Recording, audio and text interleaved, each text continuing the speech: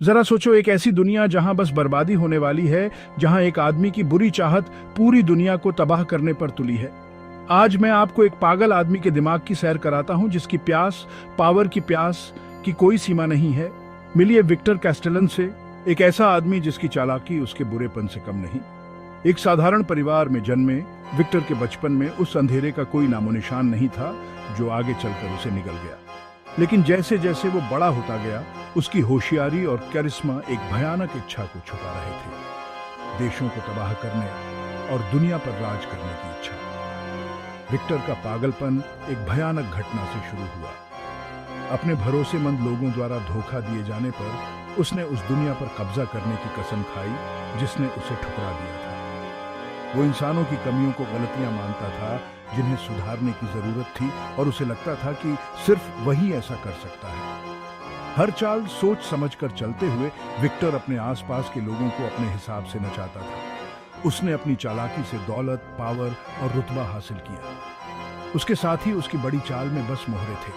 हर कोई इस बात से अनजान था कि विक्टर के राज करने के खेल में उनका क्या किरदार है। विक्टर का पहला निशाना उसका अपना देश था। डर और धोखे का इस्तेमाल करके उसने फूट और अराजकता फैलाई, लोगों को एक दूसरे के खिलाफ कर दिया। जैसे जैसे समाज बिखरता गया, विक्टर ने खुद को एकमात्र रक्षक के रूप में स्थापित कर लिया, एक ऐसा आदमी जो व्यवस्था ला सकता था, लेकिन अपनी शर्तों पर। लेकिन विक्टर की महत्वाकांक्षा यहीं खत्म नहीं हुई।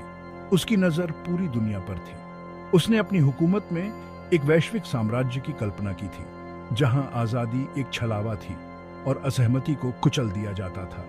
फिर भी अपनी क्रूर रणनीति के बावजूद विक्टर का दिमाग ठिकाने से हटने लगा। अच्छाई और बुराई के बीच की रेखा धुंधली होती गई, क्योंकि उस पर कंट्रोल करने का जुनून हावी हो गया था।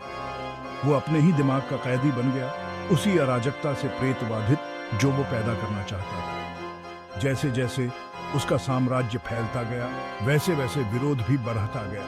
दुनिया भर के बहादुर लोग उसके अत्याचार को चुनौती देने के लिए एक साथ आए। एक पागल आदमी के शासन को मानने से इनकार कर दिया। विक्टर का पतन उतना ही नाटकीय था जितना उसका उदय इंसानी भावना की दृढ़ता का प्रमाण। अंत में विक्टर कैस्टेलन की दुनिया पर राज करने की चाह एक सबक बन गई। एक याद दिलाता है कि पावर अगर अनियंत्रित हो तो सबसे बुद्धिमान दिमाग को भी भ्रष्ट कर सकता है, और यही असली ताकत गुलामी में नहीं बल्कि एकता और करुणा में है। तो आप क्या सोचते हैं? क्या विक्टर अपने हालातों का शिकार था या अनियंत्रित महत्वाकांक्षा का नतीजा? कमेंट में अपनी राय जरूर बताएं, और ऐसी ही अजीबोगरीब, डरावनी और रहस्यमय कहानियों के लिए लाइक और सब्सक्राइब करना न भूलें।